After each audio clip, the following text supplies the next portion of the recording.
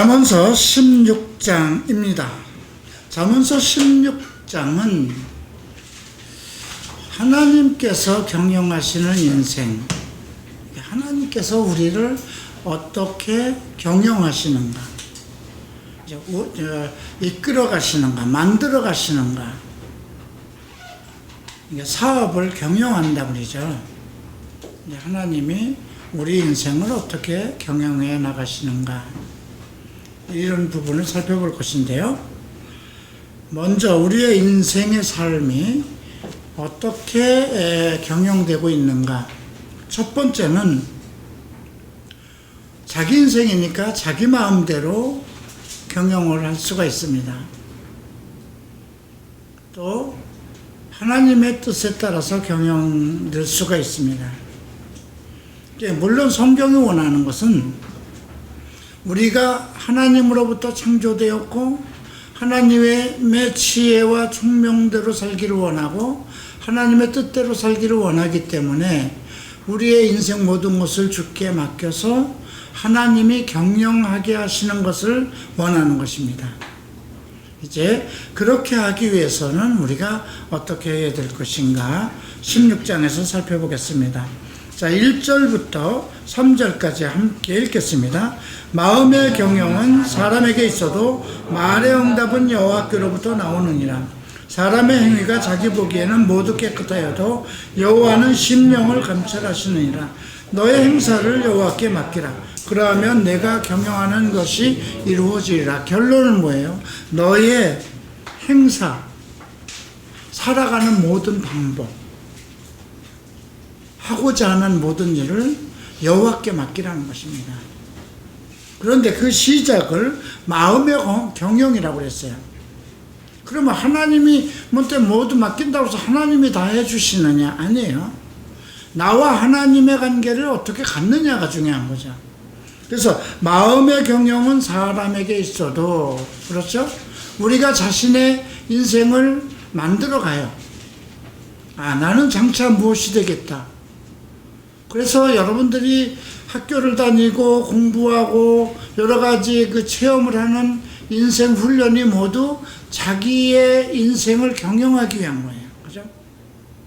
그런데 자기 마음의 뜻을 가지고 경영하는 것이거든요. 내가 앞으로 어떻게 살아야 되겠다. 무엇을 하고 살아야 되겠다. 이러한 그 마음의 경영이 있어요. 그것은 사람에게 있다는 거죠. 그죠? 여러분들이, 나는 앞으로 무엇이 되어야 되겠다. 나는 만약에 목사가 되겠다 하면은, 목사로서 어떻게 해야 할 것인가. 그런 걸 마음으로 정해야 되잖아요. 자기의 인생의 뜻이기도 하고, 목표이기도 해요. 그런데, 말의 응답은 여호와로부터 온다고 그랬어요. 말의 응답은 무엇일까요? 내 마음이 어떻게 결정을 하였든지 간에 어떤 것은 말로 결정되는 거거든요. 왜 그럴까요? 태초에 말씀이 계시니라. 이거 말로 시작된 거예요. 그죠? 성경의 모든 기록은 하나님께서 성령을 통하여 하신 말씀으로 시작된 거예요. 그죠?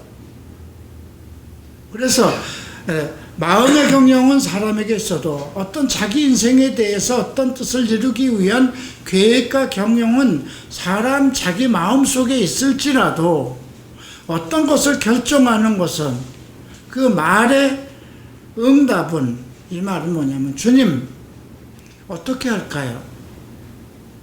내 마음으로 꿈꾸고 있는 것을 가지고 하나님께 기도하죠. 하나님 어떻게 할까요?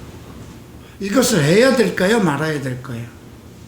거기에 대한 대응답은, 그렇게 반드시 내가 이 말 속에는 뭐가 있냐면, 너는 너의 마음에 경영하고 있는 것을 하나님과 대화하고 있느냐, 하나님과 커뮤니케이션을 하고 있느냐 이거예요. 하나님과 말하고 있느냐 이거죠. 왜냐하면 말의 응답이라고 그랬으니까요. 그래서 여러분들이, 그러니까 자기 마음에 있는 것을 다 토하라고 그러죠. 하나님은 우리 걸 다 알아요. 내 인생을 다 아시고 내 가는 길을 아세요. 그 그러나 하나님은 나와 대화를 하기를 원하시는 거거든요. 그래서 이제 그 대화가 사실 우리는 기도라고 하는 거예요.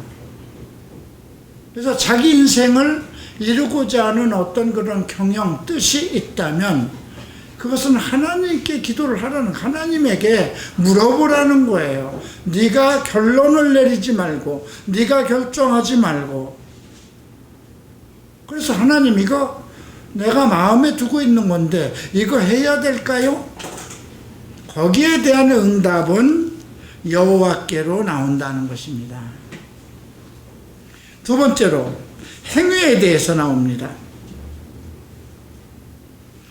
그러니까 이게 지금 하나님의 방법대로 성공적인 내 인생을, 내 삶을 경영하는 방법에 대해서 지금 그 잠언서 기자가 얘기하는 건데, 네 마음속에 있는 건 분명히 하나님과 대화를 통해서 하나님의 응답을 받더라. 이것이 첫 번째고요. 두 번째는 행위를 가지고 얘기합니다. 사람의 행위가 자기 보기에는 모두 깨끗하여도 여호와는 심령을 감찰한다. 내가 보기에 나는 그렇게, 우리는 항상 자기의 행위를 얘기를 할 때 다른 사람과 비교를 해요. 다른 사람과 비교를 하지 말고 성경이 원하는 대로 살아가고 있느냐, 이렇게 성경에다, 말씀에다가 나를 직면해 보는 게 아니라 다른 사람보다 내가 나은가, 이렇게 합니다. 예수님도 그런 예문을 들으셨어요. 한 바리새인이 성전에 나와서 기도하는데, 나는 저 뒤에 있는 저 죄인처럼 그렇게 살지 않습니다. 나는 11조를 반드시 드렸고 금식을 하고 율법적으로 살아가고 있습니다. 이렇게 얘기를 했죠. 근데 그 뒤에 있는 죄인은 앞으로도 나오지도 못하고, 주여 나를 불쌍히 여겨주소서. 주님은 먼저 그 죄인이 하나님에게 응답을 받고 위로를 받고 돌아갔다, 이렇게 말씀하셨거든요. 그러니까 거기에서 죄인의 죄를 인정하신 것이 아니라 말이에요. 그죠? 그러면 이 사람이, 바리새인이 나와서 자기의 의를 주장했을 때 그 의가 무시당한 것이라는 게 아니라는 거예요.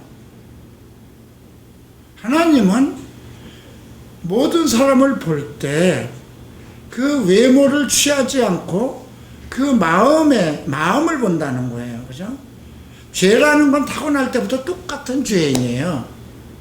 어느 사람이 죄를 더 많이 졌느냐 적게 졌느냐, 그거의 차이지, 태어났을 때부터 똑같은 죄인인데, 그렇기 때문에 여기서 행사가 자기 보기에는 모두 깨끗하여도, 아니 내가 뭐 그렇게 큰 죄를 지었다고, 사람들은 그렇게 얘기해. 내가 무슨 큰 죄를 지었다고. 그 말은 뭐예요? 작은 죄는 짓고 있다는 거예요. 그죠? 그래서 항상 다른 사람과 비교를 하고 있어요. 성경으로 내가 잘못하고 있는 것이 무엇인가를 대면해 봐야 되는 것이거든요. 내가 가지고 있는 행위가 하나님 보시기에 의로운가, 하나님의 예수 그리스도의 의에 합당한가를 봐야 되는 것이거든요. 그래서 사람의 행위가 자기 보기에는 모두 깨끗하 해도 여호와는 심령을, 그게 네 마음속을 본다는 거예요. 왜? 모든 죄가 마음으로부터 나오기 때문에. 예수님도 마태복음 그 15장에서 하신 말씀이죠. 모든 죄는 마음에서 나오는 거예요. 심령에서 나오는 거거든요. 그 다음에 이제 하고자 하는 행사라는 건, 네가 경영하고자 하는 모든 일, 삶 속에서 하고자 하는 일, 너의 행사를 그렇게 된 후에, 이 두 가지가 이루어진 후에 너의 모든 하고자 하는 것을 주께 맡기라는 거죠. 첫 번째, 네 마음에 생각했던 것은 하나님하고 반드시 커뮤니케이션을 이루어라. 그 다음에 너에 대해서, 너의 행위에 대해서 떳떳함을 가지라는 게 아니에요. 항상 자기가 어떤 존재임을 인식하라는 거예요. 하나님 앞에 떳떳할 사람이 없어요. 그죠? 예. 그것이 된 사람은 모든 자기의 인생의 경영을 하나님께 맡기라. 그리하면 내가 경영하는 것이 이루어지리라. 참 간단한 것 같은데 이게 간단하지 않죠. 자, 그러면 그리고 이제 어떤 마음이 나오냐면 5절에 보면 4절에 보면 온갖 것을 그 쓰임에 적당하게 지으셨다. 악인의 날도 적당하게. 악인도 한계가 있다는 거예요.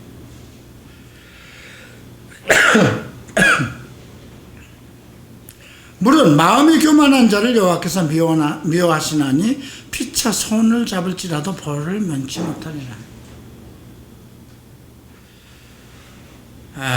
그러니까 마음이 교만한 자, 이제 마음의 문제를 지금 묻고 있어야죠. 마음이 교만한 자가 어떤 의로운 사람과 함께 손을 잡더라도 의롭게 되는 게 아니니까, 그죠? 그 사람은 벌을 받는다는 거죠. 인자와 진리로 인하여 죄악이 속하게 되고 여호와를 경외함으로 말미암아 악에서 떠나게 되느니라. 인자와 진리로 인하여, 인자는 이건 하나님의 성품입니다. 그리고 진리, 말씀이죠.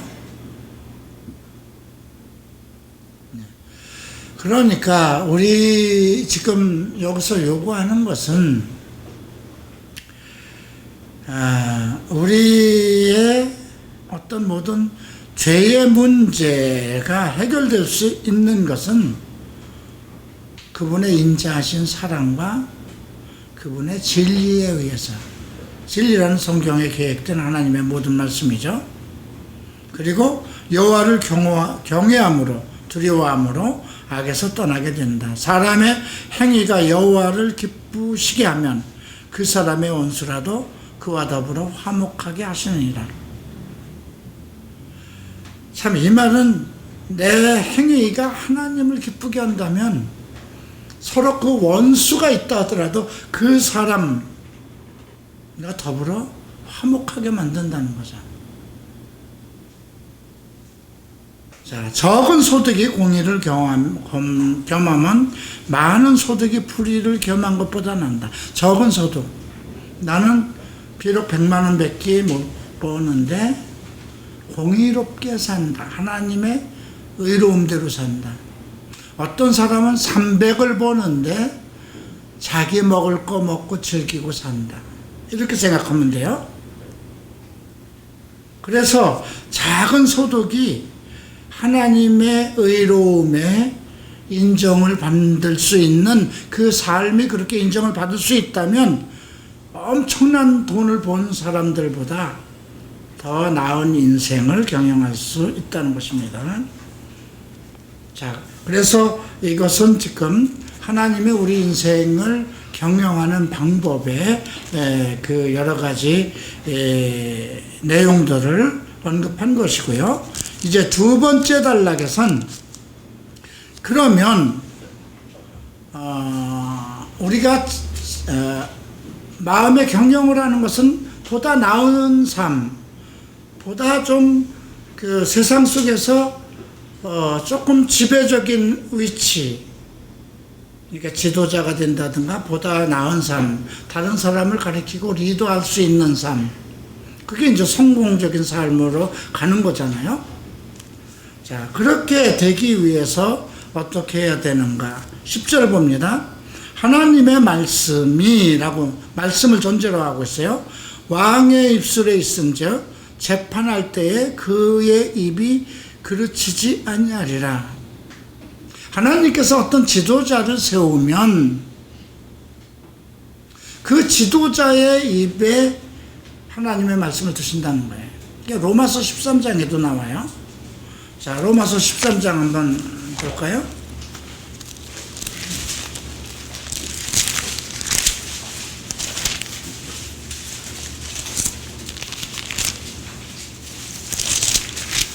자, 13장 1절 함께 읽을까요? 각 사람은 위에 있는 권세들에게 복종하라. 권세는 하나님으로부터 나지 않음이 없나니 모든 권세는 다 하나님께 정하신 것이다. 그래서 지금 많은 권세자들이 이렇게 세워져요. 대통령도 세워지고 뭐 하는데, 과연 우리 생각에는 전두환이 같은 사람을 하나님이 세우셨던가? 왜 하나님 그런 사람을, 그럼 김정은이 같은 사람을 왜 그렇게 하나님이 세우셨는가? 하나님이 일부러 그 김정은을 세워서 북한 사람들을 그렇게 핍박하고 못 살게 만들고 그렇게 하려고 하신 계획은 아니에요. 그죠? 그러나 그가 지도자가 됐다면, 어떤 사람이 지도자 위치에 올랐다면 그 지도자 밑에 있는 사람들은 그 지도자 권위 밑에 있어야 된다는 거예요. 하나님께서 주신 권위니까. 그래서 지금 10절에 하나님의 말씀이 왕의 입술에 있은즉 재판할 때에, 그죠? 입이 그르치지 아니하리라. 그래서 아까 로마서 13장도 쭉 읽어보면 그 사람이 정한 것에 그냥 순종해야 된다는 거예요. 그러니까 어떤 나라세를 낼 사람은 나라세를 내야 되고, 그 사람이 의로운 일을 했는데 죽이지 않는다는 거죠. 자, 두 번째로 공평한 저울을 이야기하고 있습니다. 이건 어떤 일에 공정한 것을, 공정해야 된다는 것을, 지도자는 모든 말을 하나님의 말씀 하듯이 해야죠. 주의 뜻대로 이 말을 한 것이고요. 두 번째는 공평해야 된다는 거예요. 어떤 재판이나 심판을 하고 무엇을 다룰 때 저울처럼 공평해야 된다는 것입니다. 그 다음에 12절 악을 행하는 것은 왕들이 미워할 바니 이는 그 보좌가 공의로 말미암아 굳게 섬이라. 여기서도 왕의 권위를 얘기해. 물론 여기서 언급한 거는 하나님이 세우신 지도자를 얘기하는 거예요. 그러면 그 사람은 어떻게 해야 될 것인가? 의로운 입술은 왕들이 기뻐하는 것이요 정직하게 말하는 자는 그들의 사랑을 입을 것이다. 의로운 입술, 지도자 밑에 있는 그 권위 아래에 있는 사람들은 의로워야 된다는 것이고요. 그리고 정직해야 된다는 것이죠. 그러면 당연히 그 지도자의 사랑을 입을 것이라는 것이고요. 왕의 진노는 죽음의 사자들과 같아도 지혜로운 사람은 그것을 쉬게 하리라. 왕의 진노라고 그랬어요. 이것은 왕은 어떤 위치에 있기 때문에 크게 분노할 수 있어요. 그러나 지혜로운 사람은 그것을 쉬게 하리라. 이것은 어떤 왕 밑에 있는 그 대신들이나 그 지위에, 그 휘하에 있는 사람들이 어떻게 왕과 슬기롭게, 지혜롭게 대처할 것인가, 이 문제를 언급한 것이고요. 왕의 희색은 생명을 뜻하나니 그의 은택이 늦은 비를 내리는 구름과 같다. 왕이 얼굴에서 기쁨이 나타나면 뭐 잔치도 베풀고 선을 많이 베풀겠죠. 다음 16절 지혜를 얻는 것이 금을 얻는 것보다 얼마나 나은고 명철을 얻는 것이 은을 얻는 것보다 더욱 낫다. 이런 부귀 영화보다는 지혜와 명철을 얻는 것이 인생을 살아가는데 가장 중요하다는 것이죠. 그래서 성공적인 지도자가 되는 방법은 어떤 그 권위에 순종하고 복종하고 지혜롭게 살아가고 공의롭게 살아가는 것을 요구하는 것이고요. 그 다음 18절 함께 읽겠습니다. 교만은 패망의 선봉이요 거만한 마음은 넘어짐의 앞잡이니라. 자, 이 말은 많이들 암송하는 거죠. 교만은 패망의 선봉이다. 어떤 그러니까 세상을 살아가는 데는 다 이렇게 지위가 있어요. 태어날 때부터 그 지위가 결정돼요. 아버지와 아들의 관계가 맺어지죠. 또 형제들과도 형의 관계, 장유, 유소라고 그러나요? 그런 관계가 맺어져요. 직장에 가도 마찬가지예요. 그죠? 그런데 어떤 교만이라는 것은 자기가 가당치 않은 것을 생각하고 넘어가려고 하는 것이거든요. 그거는 결국 패망의 선봉이요. 거만한 마음은 넘어짐의 앞잡이라. 그렇게 하지 말아야 되고, 그러니까 어떤 우리가 온전한 인생을 살고 바른 지도자 밑에서 살든가, 내가 지도자가 되기 위한 길을 살아가는 사람들은 이제 어떻게 살아야 될 것인가, 그런 언급을 한 것인데요. 겸손한 자와 함께하여 마음을 낮추는 것이 교만한 자와 함께 탈취물을 낮추는 것보다. 여기서 교만은 패망의 선봉이라고 그랬는데, 교만한 자는 탈취물을 나눈다는 것이 전제되어 있는 거거든요. 교만한 것은 자기에게 가당치 않은 것을 얻기 위한 것이기도 해요. 내가, 그러니까 왕 밑에 있는 사람이 왕을 죽이고 그 왕의 자리를 탈취하려고 한다든가, 뭐 그런 것들이죠. 다음 30절을 봅니다. 20절을 봅니다. 삼가 말씀에 주의하는 자는 좋은 것을 얻나니 여호와를 의지하는 자는 복이 있도다. 지금 결국은 말씀에 주의하는 자, 하나님의 말씀에 귀를 기울이는 자를 얘기하는 겁니다. 그 다음 마음이 지혜로운 자는 명철하다 인크럼을 받을 것이요, 입이 선한 자는 남의 학식을 더할 것이다. 입이 선한 자가 왜 남의 학식을 더할까요? 입이 더럽거나 입이 악한 사람에게 어떤 스승이 그를 가르치겠어요? 그죠? 입이 선하다는 건 그가 말하는 것이 착하고 그러면 아무래도 귀염을 더 받게 되겠죠. 다음 22절에 명철한 자에게는 그 명철이 생명의 샘이 되거니와 미련한 자에게는 미련한 것이 징계가 되느니라. 지혜로운 자의 마음은 그의 입을 슬기롭게 하고 또 그의 입술에 지식을 얻느니라. 선한 말은 꿀송이 같아서 마음에 달고 뼈에 양약이 되느니라. 그래서 지금 10절부터 20절까지는 권위에 대한 순종, 지도자가 되기 위한 길일 수도 있고요. 1절부터 아까 9절까지는 내 인생을 어떻게 효과적으로 성공적인 삶을 경영할 것인가. 그리고 10절부터 24절까지는 사람과의 관계, 권위의 관계, 또 지도자가 되기 위한 성공을 위한 길, 이것을 언급한 겁니다. 이제 세 번째 단락 25절부터 마지막 절까지인데요. 자, 최종적인 인생의 면류관이라고 하겠습니다. 자, 25절 함께 읽겠습니다. 어떤 길은 사람의 보기에 바르나 필경은 사망의 길이니라. 어떤 길은 사람 보기에 바르나. 우리는 내가 그냥 이 정도면 좋지 않을까 해서 이렇게 일을 할 때가 있어요. 근데 필경은 사망의 길이라.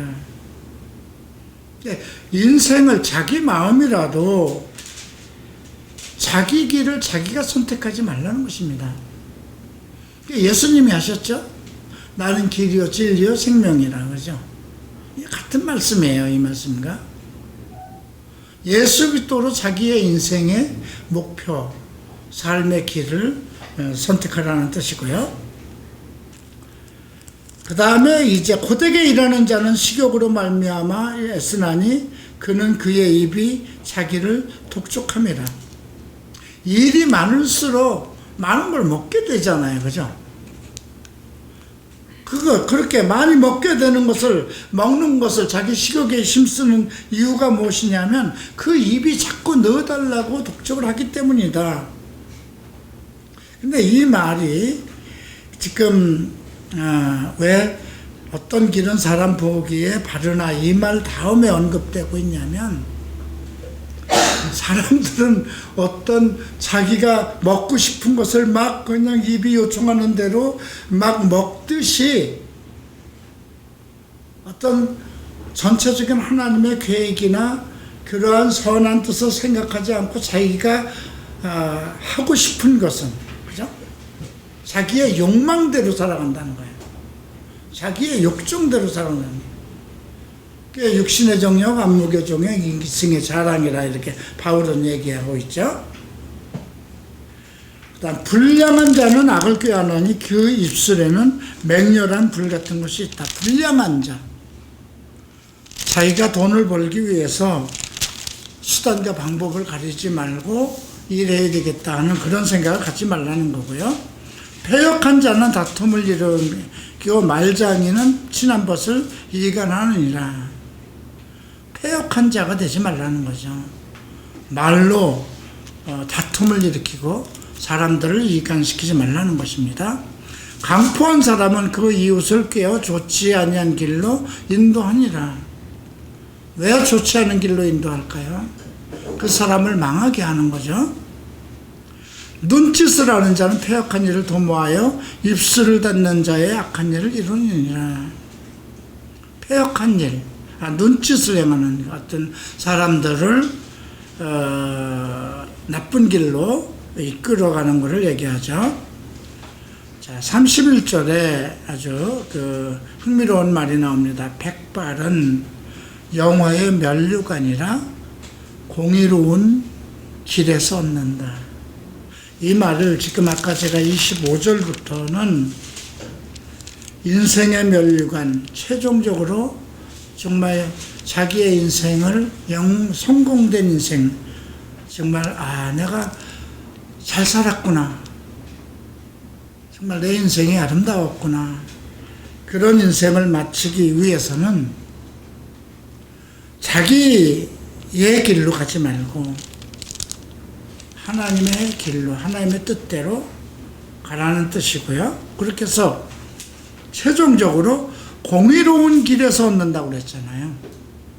내 인생이, 내 마지막 인생이 정말 행복하고 평안하고 면류관을 얻는 그런 인생을 얻고자 한다면 젊어서부터 공의로운 길, 하나님이 원하는 의로운 삶을 살라는 것이죠.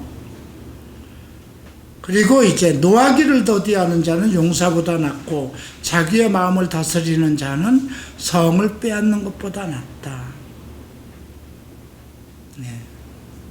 성공된 삶을 살기 위해선 노하기를 더디하라, 참아야 된다는 거고요.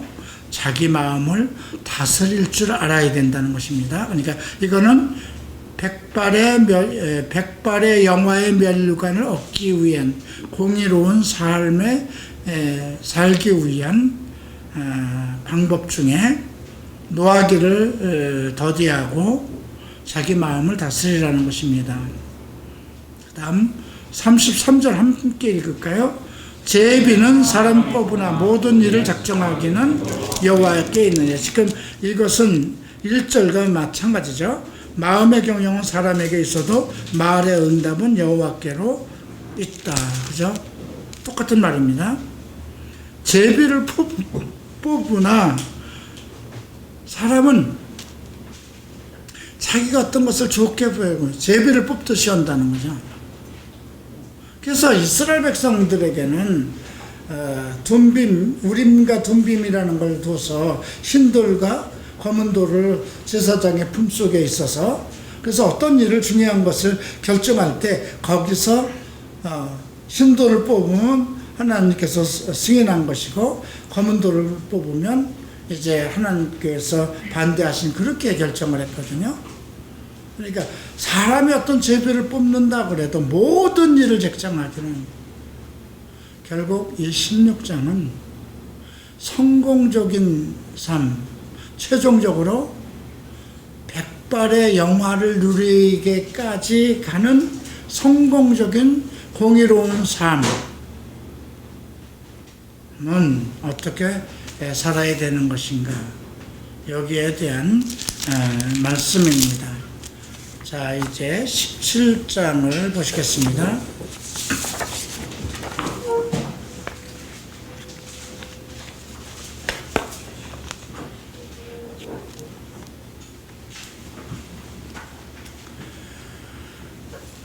자, 17장은 3절을 우리가 함께 읽겠습니다. 도가니는 은을, 풀무는 금을 연단하거니와 여호와는 마음을 연단하시느니라. 뭘 얘기하는 걸까요? 자기 인생, 자기를 어떻게 완성할 것인가. 도가니는 은에다 7번 단련한다 그럽니다. 그 다음에 풀무에다가 금을 연단시키는 거예요. 금을 연단한다는 것은 완전한 100%의 정금을 뽑아내기 위해서는 풀무볼에다가 넣어서 완전한 그 금, 폐금에서 찌꺼기를 다 버리고 얼굴이, 자기 사람의 얼굴이 보일 정도의 정금이 나올 때까지 만드는 것. 그래서 완벽한 은을 만드는 것 같이 정금을 만들어내는 것처럼 하나님은 마음을 연단한다는 거예요. 인생을 살면서 마음을 많이 상처도 받고,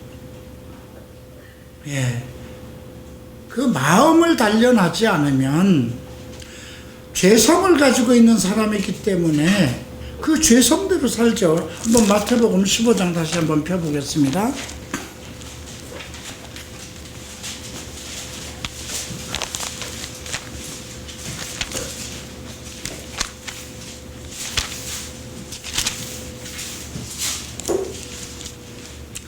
자, 15장 19절 함께 읽겠습니다. 마음에서 나오는 것은 악한 생각과 살인과 간음과 음란과 도둑질과 거짓 증거와 비방이니 이런 것들이 사람을 더럽게 하는 것이요. 마음에서 나오는 것, 그죠?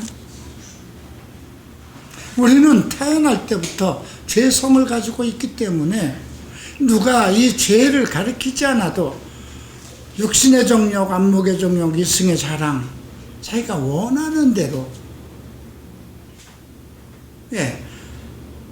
그러니까 그러면 이걸 잘 생각해 봐야 돼요.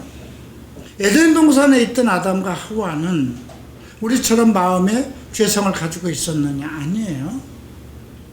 하나님의 형상과 모양대로 창조를 했어요. 그래도 기준을 어디에다 뒀나요? 하나님과 교제하면서 하나님의 말씀대로 살아가야 된다는 것이 기준이었어요. 왜? 하나님의 형상과 모양대로 지었기 때문에. 그래서 하나님께서 정하신 말씀이 뭐예요? 이 동산에 있는 건 모든 것을 다 먹어도 중앙에 있는 선과 악을 알게 하는 것은 먹지 마라. 먹는 날에 정령 죽으리라. 그 말씀을 주신 거거든요. 근데 그 선택을 누가 할까? 사람이 하는 거예요. 먹을 수도 있고 안 먹을 수도 있고. 근데 먹고 싶은 것, 보암직도 하고 지혜롭게 할 만큼 다 탐스럽고, 그러니까 먹고 싶은 욕망도 있고 갖고 싶은 욕망도 있는 거예요. 그러나 그것을 선택할 권리를 무엇을 기준을 가지고 하느냐? 아까 그 잠언서 16장에서 얘기죠. 마음의 경영은 사람의 자기 마음에서 나온다 할지라도, 그죠? 말의 응답이라고 그랬어요. 그러니까 하나님과 그 당시에 하와가 사탄이 어떤 말을 했든지 간에 하나님과 커뮤니케이션을 가졌다면, 그죠? 이거 먹어야 될까요? 하나님께 물어봤다면 어떻게 할까요? 하나님은 아마 그 주권을, 하와의 주권을 아담에게 줬잖아요. 그죠? 내 남편에게 물어봐라 했을 거예요. 그죠? 그럼 아담에게 물어봤다면 어떻게 할까요? 하나님 말씀에 먹지 말라 했기 때문에 먹으면 안 된다 했겠죠? 이제 어쨌든지 간에 하나님이 결정하신 것을 어기고 자기 마음대로 했잖아요.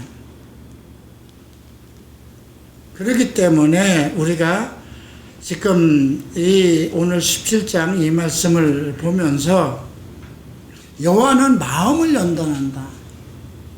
우리가 아직 죄성을 가지고 자기가 좋은 대로 살려고 육신의 정욕, 안목의 정욕, 그런 자기 좋은 대로 인생을 살려고 계속 결정을 해요. 그래서 하나님께서는 우리를 완전한 온전한 사람이 될 때까지 마음을 연단시킨다고 합니다. 그래서 오늘 이 17장에서는 나 자신을 완성하는 지혜가 무엇인가. 자, 1절 봅니다. 마른 떡 한 조각만 있어도 화목하는 것이 제육이 집에 가득하고 다투는 것보다 낫다. 이 말은 무엇을 요구하고 있는 거예요? 화목입니다. 그죠? 재물을 가지고 요즘 그 부모가 떠난 후에 발생되는 건 뭘까요? 재물의 싸움이에요. 그죠? 애당초 재물이 없었으면 싸울 것도 없어요. 나와 우리 이장로가, 우리 누님과 싸울 것이 없었어요. 원래 그 만석군의 아들로, 딸들로 태어났기 때문에 엄청난 재산을 아버지가 받았어도 아버지가 다 탕진하셨어요. 그리고 어머니의 재산은 어머니가 열심히 벌어놓은 것도 내가 다 탕진했어요. 전부 다 없는 상태에서 시작했어요. 싸울 것이 없어요. 근데 만약에 한 10억이라도 남겨뒀다고 그래 보십시다. 나는 장남이니까 더 달라고 그랬을 것이고, 싸움이 일어날 수밖에 없잖아요. 그죠?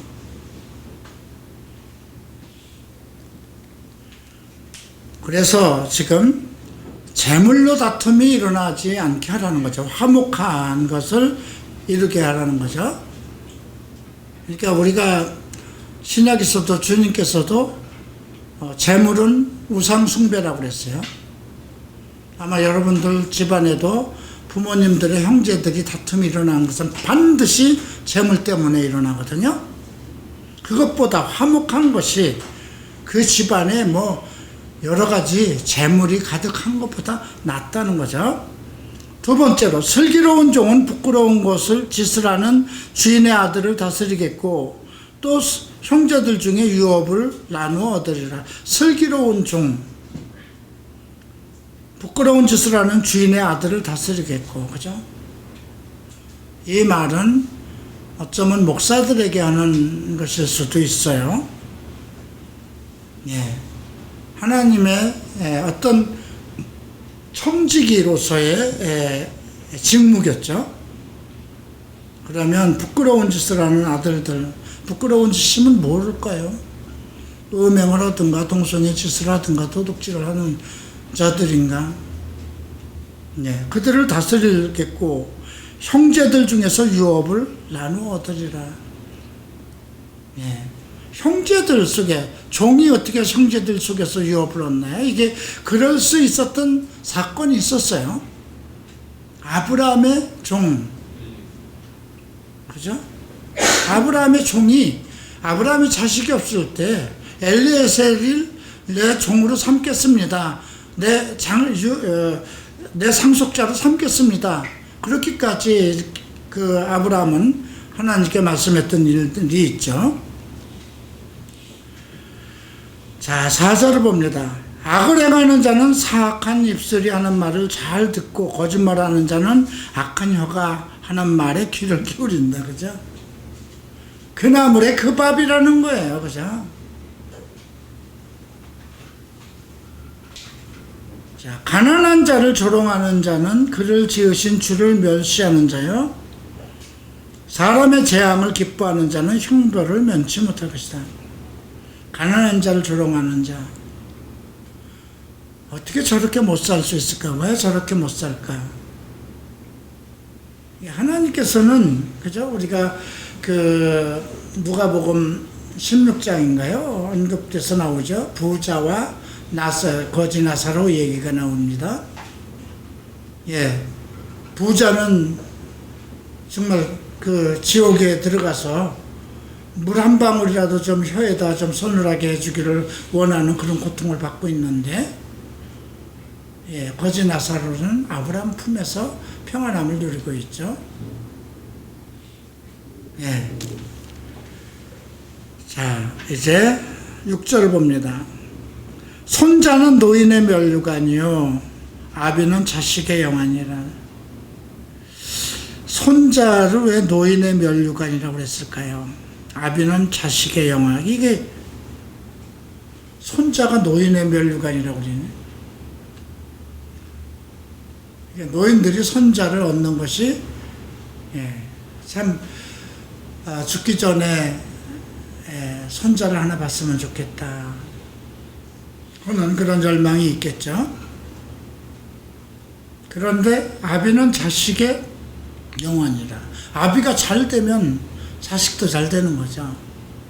근데 여기서 손자는 노인의 면류관이라고 얘기하는 것은요,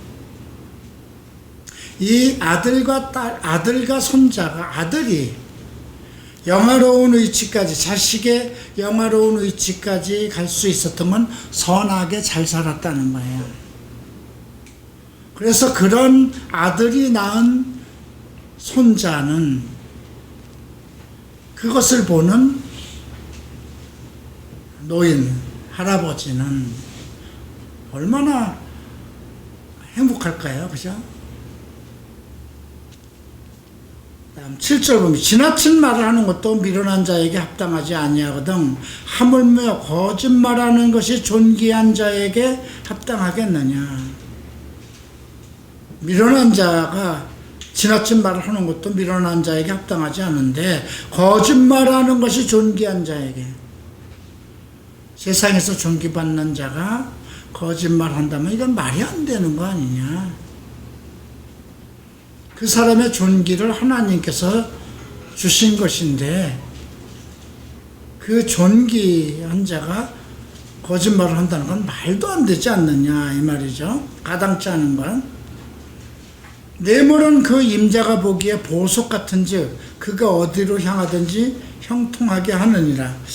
이걸 보면 뇌물을 줘야 한다는 것처럼 보여요. 그죠? 그 임자가 보기에 보석 같다. 뇌물을 줄 때 보석 같은 걸 주죠. 그죠? 그가 어디로 가든지 형통하게 하느니라. 여기서 꼭 뇌물이라고 하는 것은 누구에게 어떤 선물을 할 때 보석 같은 것을, 가장 중요한 것을 해야 된다는 거죠. 9절 함께 읽읍시다. 허물을 덮어주는 자는 사랑을 구하는 자여 그것을 거듭말하는 자는 친한 것을 이가는. 허물을 아이고 야 내 친구가 뭔 잘못했어, 괜찮아 그냥 없던 일로 하자 하고 덮어줬어요. 그런데 만약에 그것을 자꾸 내가 그 친구가 이런 짓을 했거든, 자꾸 그 말을 한다고, 그건 친한 것을 이간하는 것이다. 자, 이제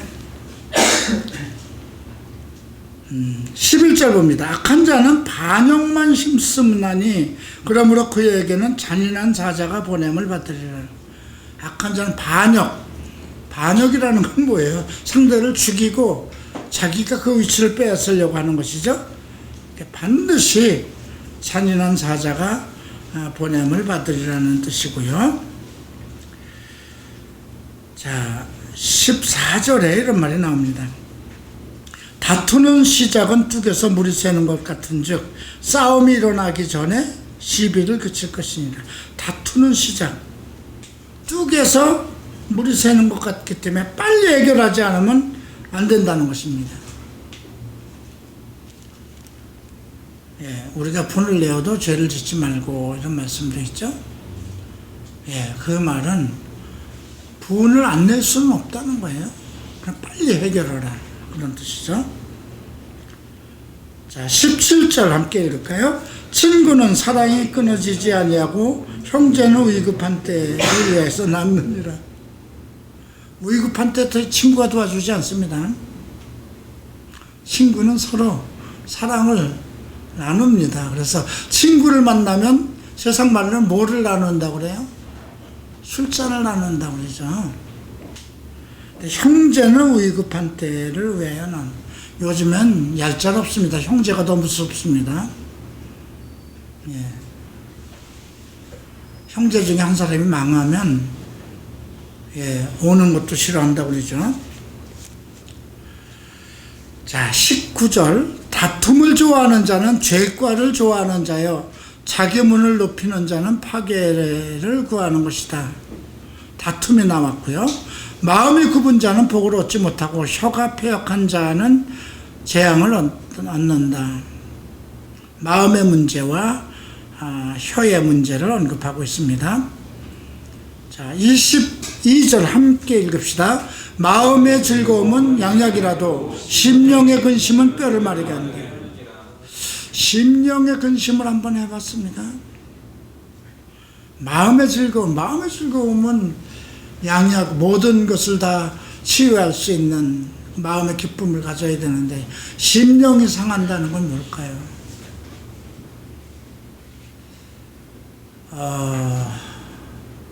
글쎄요, 난 죄의 문제가 아닐까 싶어요. 예, 정말 우리가 시편 38편을 보면 다윗이 밧세바를 범한 후에 정말 그 고통을, 예, 주께서 나를 누르신다고 그랬어요. 죄를 짜내는 것처럼. 예, 그런 상황이 되면 어떨까요? 그 다음 27절과 28절 함께 읽겠습니다. 말을 아끼는 자는 지식이 있고 성품이 냉철한 자는 명철하니라. 미련한 자라도 잠잠하면 지혜로운 자로 여기고 그의 입술을 닫으면 슬기로운 자가 여겨지느니라. 말을 아끼는 자, 말이 많아서 좋을 건 하나도 없어요. 근데 성품이 냉철한 자라고 했어요. 네. 성품이 냉철하다는 것은 판단력을 얘기하는 것입니다. 그러니까 때에 알맞는 말을 하겠죠. 그러니까 말을 아끼는 자는 지식이 있고, 많은 지식이 있기 때문에 말을 아낄 수가 있어요. 미련한 자라도 잠잠하면 지혜로운 자로 여겨주고, 그죠?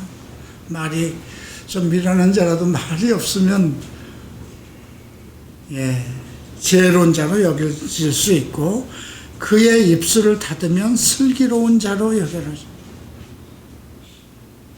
말을 너무 많이 해서 우리가 야고보서에 보면 혀는 다스릴 사람이 없다는 거죠.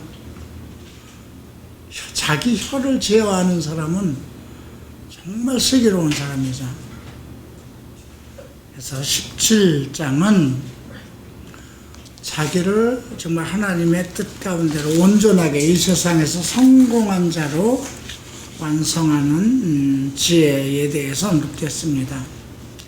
잠언서 18장을 봅니다. 10절을 함께 읽겠습니다. 여호와의 이름은 견고한 망대라. 의인은 그리로 달려가서 안전함을 얻느니라. 견고한 망대라는 건 뭘까요? 망대는 두 가지 역할을 합니다. 멀리서 오는 좋은 소식을 기다리는 것이기도 하고, 악한 적군을 미리 발견할 수 있는 두 가지 역할을 합니다.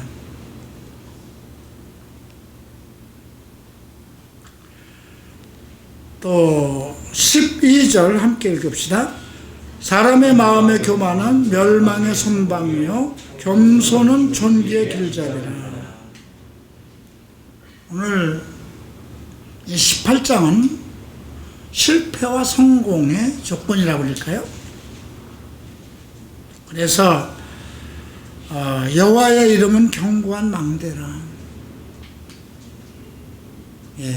여호와의 이름을 정말 견고한 망대처럼 그 무엇도, 그러니까 나는 그 망대, 내 앞에 어떤 망대가 세워져 있기 때문에 그 모든 좋은 소식을 들을 수도 있고 그 악한 모든 것을 막아줄 수 있는 그런 것이라는 거죠. 자, 이제 어떤 것이 실패하고 어떤 것이 성공할까요? 첫 번째, 무리에서 스스로 갈라지는 자는 자기 소욕을 따르는 자라 온갖 참 지혜를 배척한다. 무리에서 스스로 갈라지는 자. 바울이 얘기했나요? 저희는 우리에게서 나간 자라고 그랬어요. 요한 서신에서 얘기한 겁니다. 저희는 우리에게서 나간 자. 사도의 권위에서 나갔다는 거죠.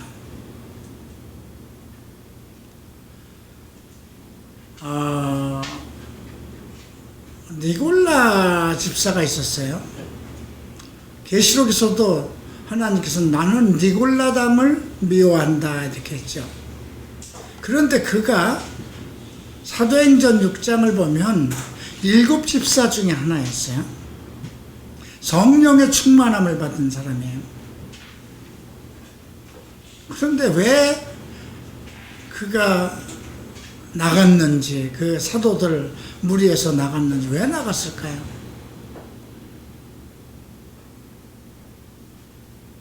그냥 7 집사로서 성령이 충만한 대로 정말 온전한 삶을 살아간 사람들이 있어요. 빌립 집사도 있고 스테반 집사도 있고. 자기가 볼 땐 참 지지리도 고생하고 죽어가는 사람들이잖아요. 그죠? 그만큼 능력과 권세를 받았잖아요. 성령 세례로 인해서 엄청난 성령의 은사를 받고 귀신을 쫓아내고 뭐 사람들이 막 따르고 능력이 들어오는데 성경대로 살자니 죽을 때까지, 그죠? 땅끝까지 이르러 그리스도의 증인이 되는 것은 순교자가 되는 길이잖아요. 그러면 나쁜 마음을 먹으면 내가 죽어서 야고보처럼 순교자가 되느니 오래오래 살아서 그리스도의 복음을 땅끝까지 전하는 위대한 종이 되어야 되겠다 한다면, 그죠? 말은 그렇게 하고 사람들이 들을 때 그렇지, 죽어서 득될 건 뭐 있나? 그죠? 산 개가 죽은 사자보다 낫다고 그랬는데, 그렇게 되면 하나님의 뜻을 거스르는 거죠. 무리에서 스스로 갈라지는 자는 자기 소욕을 따르는 자. 왜 무리에서 떨어져 나가려? 무리라는 건 어떤, 우리 교회는 우리 교회의 목표가 있을 거잖아요. 그죠? 계획이 있고. 근데 여기서 나와서 뭔가 따로 교회를 만들려고 만드는 거. 지금 한국 교회에 많이 분열되고 그러잖아요. 같은 건물 안에서도 2층에서 1층에서 서로 다른 목사들끼리 싸우면서 쟁취권을 가지고 있고, 그죠? 그리고 온갖 참 지혜를 배척하는 자라는 거죠. 자, 미련한 자는 명철을 기뻐하지 아니하고 자기 의사를 드러내기만 기뻐한다. 기쁨을 어디에다 두느냐 이거죠. 자기에게 둔 거예요. 악한 자가 이럴 때에는 멸시도 따라오고 부끄러운 것이 이럴 때에는 능욕도, 그죠? 부끄러운 것. 여러분들이 어떤 부끄러운 행동을 하면 사람들에게 능욕받는 것도 따라오죠. 명철한 사람의 입의 말은 깊은 물과 같고 지혜의 샘은 솟구쳐 흐르는 내와 같다. 참 이렇게 돼야 되는데요, 그죠? 깊은 물과 같고 지혜의 샘이 솟구쳐 흐르는 내와 같다.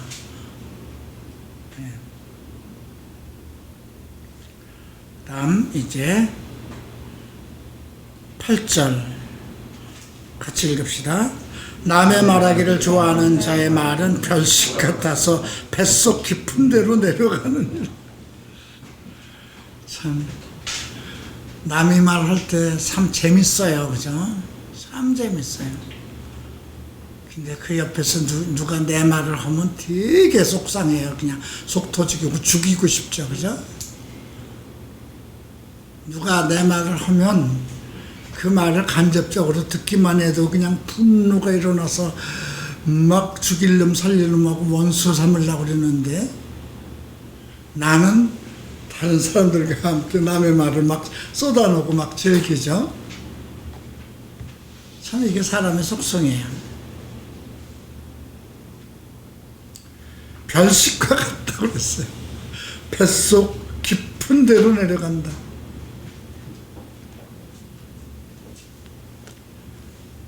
또 9절에 보면 자기 일을 게을리하는 자는 패가 하는 자의 형제니라. 그죠? 망하는 자, 형제들 다 망하게 하죠. 다음 13절 봅니다. 사연을 듣기 전에 대답하는 자는 미련하여 욕을 당한다. 이건 사람의 말을 끝까지 들어보고 답변하라는 거죠. 야고보서에서도 나왔습니다. 우리 말은 끝까지 안 들어보면 뒤에 가서 뭔 말을 할지. 영어는요, 그 동사가 앞에 있기 때문에 행동이 나오잖아요, 그죠? 목적어가 나중에 나온단 말이에요. 우리는 그 어순이 달라버려요. 그래서 뒤에 가서 간다일지 온다일지 그 말에 따라서 달라질 수가 있어요. 그래서 사연에 듣기 전에 대답하는 자는 욕을 당하기 쉽다. 15절 보면 명철한 자의 마음은 지식을 얻고 지혜로운 자의 귀는 지식을 구한다. 지식에다가 초점을 맞췄습니다. 16절 봅니다. 사람의 선물은 그의 길을 넓게 하며 또 존귀한 자 앞으로 그를 인도하니라. 이거 다 갈보리 촛불 성도들은 암송했으면 좋겠네. 생일이 돼도 올해 생일날 내가 여러분들에게 갈비 먹였어요. 그죠? 우리 박한순 집사님이 많이 해왔어요. 잡채도 해오고 전도 해오고. 근데 내가 뭘 받은 기억은 없는 것 같아요.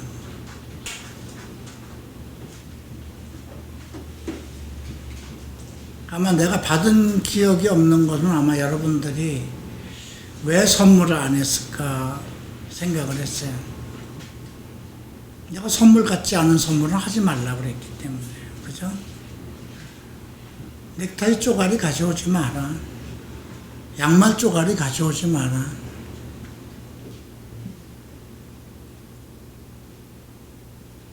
근데 앞으로는 좀 받아야 될 것 같은데. 양말도 이제 다 너무 오래돼서 겨울 거밖에 없어서.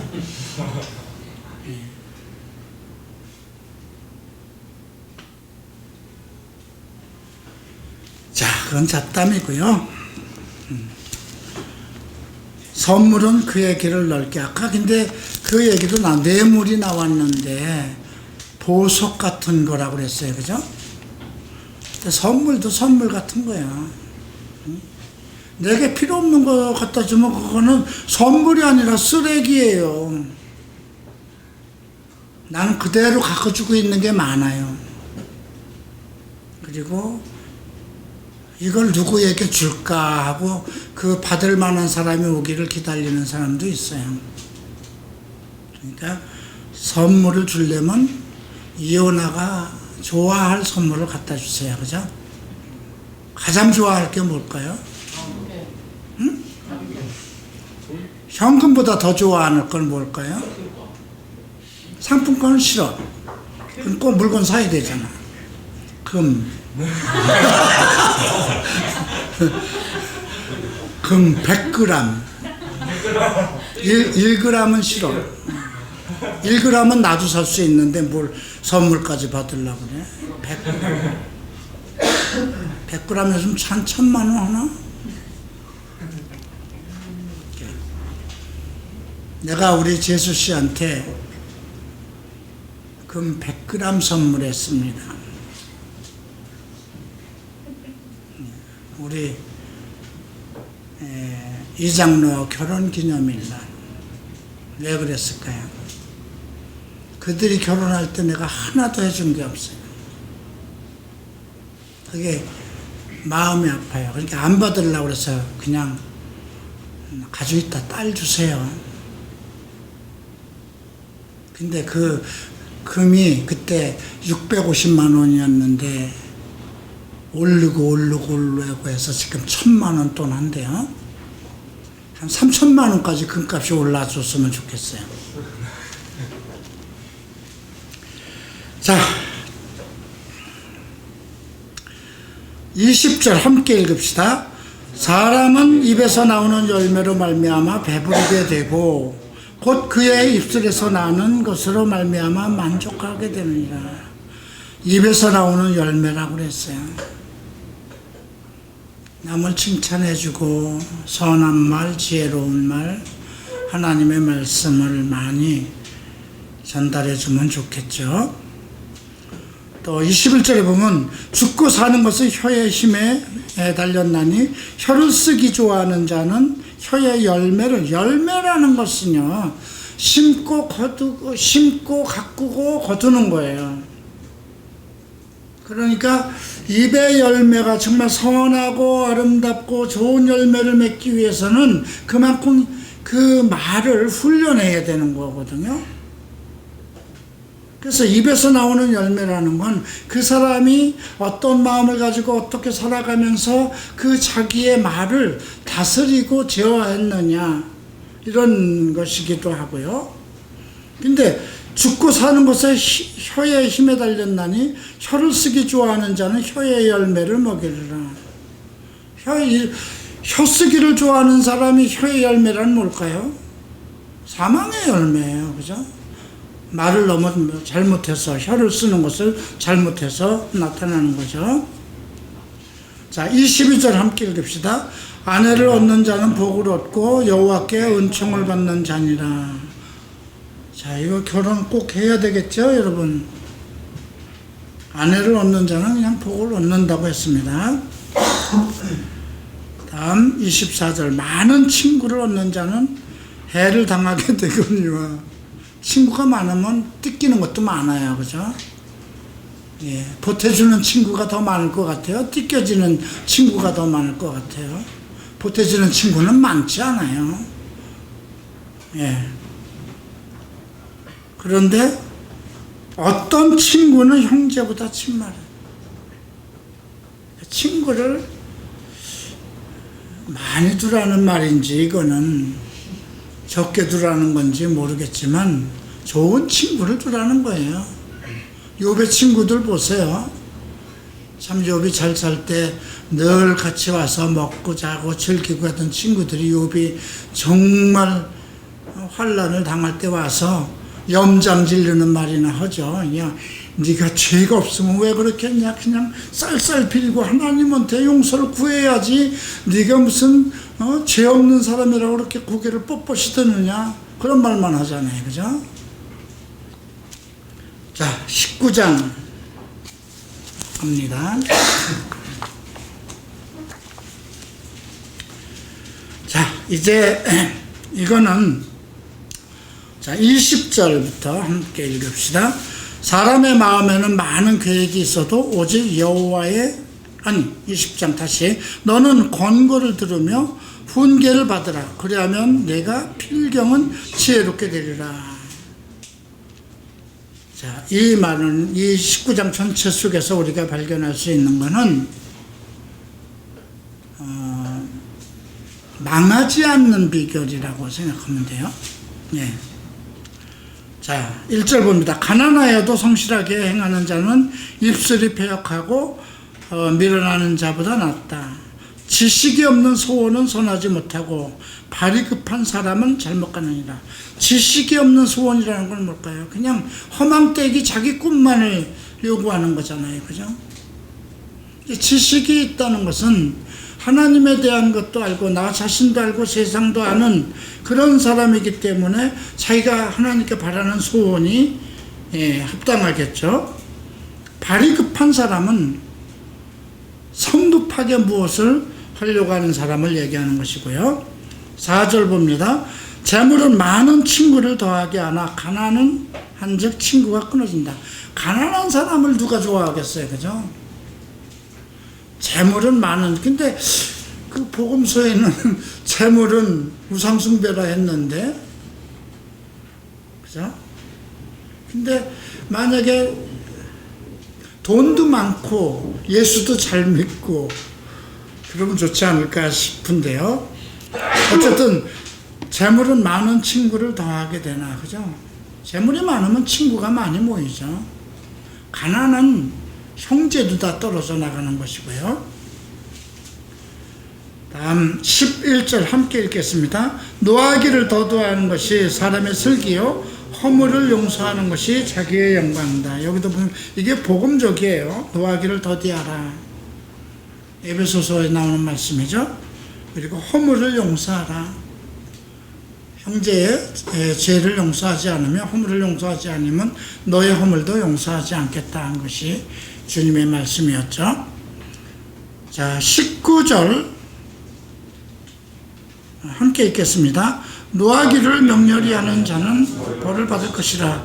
내가 그를 던져주면 다시 그런 일이 생기리라. 노하기를 명렬히 하는 자. 근데 예수님도 분노를 하셨고 하나님도 분노를 하셨어요. 이 말은 무엇일까요? 예수님의 분노나 하나님의 분노는 죄가 없는 분노예요. 근데 여기서 노하기를 맹렬히 하는 자는 벌을 받을 것이라는 건 자기 감정대로 움직이는 자를 얘기하는 거예요. 다음 20절 너는 권고를 들으며 훈계를 받으라. 그리하면 내가 필경은 지혜롭게 하느냐. 권고를 들으라는 거죠. 성경에서 이 권고라는 것, 훈계, 권고라는 것은 이렇게 해라 저렇게 하라 하는 우리의 어떤 길을 가리키는 거죠. 권면이라고도 해요. 근데 권면이라는 것이 어떻게 보면 은혜로운 길로 이렇게 했으면 좋겠다는 그런 뜻도 되지만 책망이 따르는 권고도 있어요. 훈계를 받으라. 그리하면 내가 필경 지혜롭게 되리라. 사람의 마음에는 많은 계획이 있어도 오직 여호와의 뜻만이 완전히 세우리라. 같은 말이죠. 아까 16장 1절하고 같은 말이에요. 결국은 우리가 망하지 않고 온전한 사람으로서 영화를 누릴 수 있는 방법은 권고를 듣고 훈계를 들으며 또 여호와의 모든 계획을 여호와께 맡기고 살아가는 것이죠. 분노를 참고 노하기를 더도하는 것, 이런 것들이 19장에서 언급되어 있습니다. 이제 마지막 장 20장을 보겠습니다. 자, 20장은 24절 함께 읽겠습니다. 사람의 걸음은 여호와로 말미암나니 사람이 어찌 자기의 길을 알 수 있느냐. 사람은 알지 못합니다. 그죠? 또 27절 함께 읽겠습니다. 사람의 영혼은 여호와의 등불이라 사람의 깊은 속을 살피느니라. 하나님은 우리의 깊은 속을 다 심령을 살피시죠. 그래서 이 10장에서는 우리의 영혼, 이게 뭐라고 할까요? 성공적인 내 영혼을 온전하게 할 수 있는 자, 영혼의 승리자라고 그래야 될까요? 최종 승리자가 되기 위해서는 어떻게 살아야 되는가? 첫 번째, 포도주가 나옵니다. 독주가 나오네요. 포도주는 거만하게 하는 것이요 독주는 떠들게 하는 것이라 이에 미혹하는 자마다 지혜가 없다. 에베소서 5장 18절 마찬가지죠. 술 취하지 말라. 이는 그래서 우리가 지금 같은 말인데 어떤 죄에 취하지 말라는 뜻입니다. 그 다음 다툼을 멀리하라고 그러죠. 3절에서 다음 9절에서 이런 말이 있습니다. 내가 내 마음을 정하였다. 내 죄를 깨끗하게 하였다 할 자가 누구냐. 자기 스스로 나는 온전하다. 내 죄를 깨끗하게 하였다. 그럴 사람은 이 땅에 없다는 것입니다. 이것은 그러니까 내가 내 영혼이 온전히 정말 하나님의 뜻대로 내 영혼이 잘 되기 위해서는 어떻게 할 것인가. 첫 번째는 세상 죄에 취하지 말라는 것입니다. 세상의 즐거움에 취하지 말라는 것이고요. 두 번째는 다투지 말라는 것이고요. 3절 4절에서는 게을르지 말라는 말이 나와 있고요. 그 다음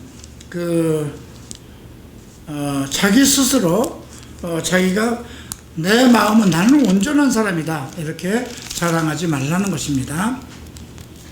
그 다음 12절 듣는 귀와 보는 눈은 다 여호와께서 지은 것이다.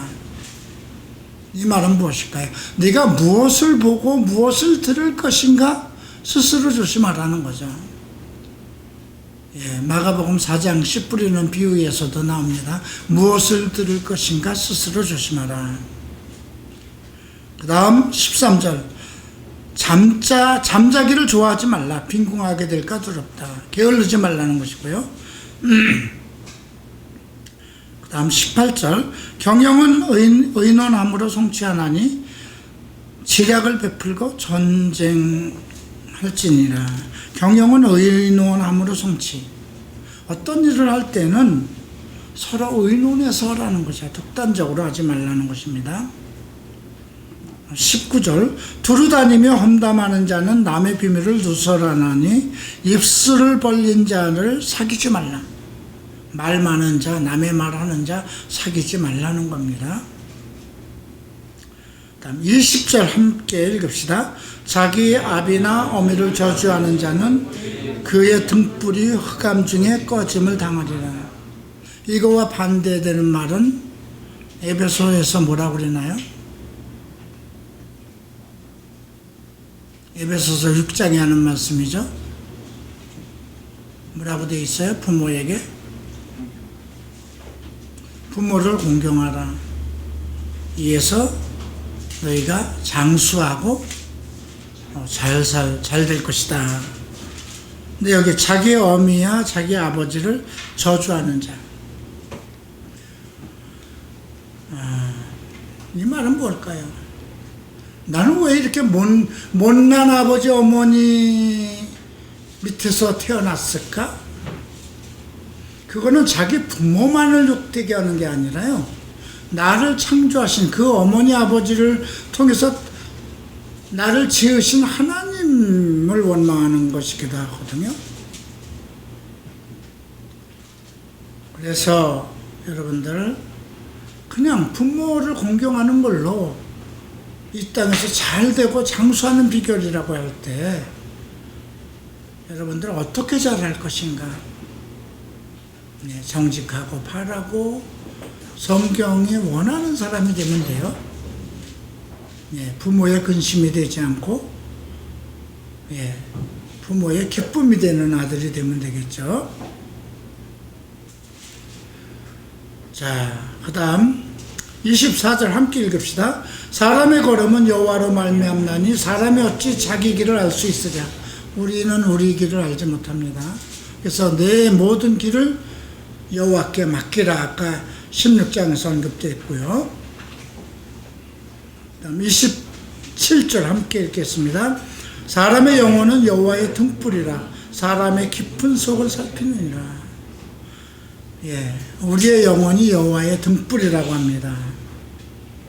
그래서 내 영혼이 최종적으로 하나님 앞에 정말 승리를 얻기 위해서는 오늘 20장에서 언급한 것처럼 술 취하지 말고 다투지 말고 게으르지 말고, 그죠?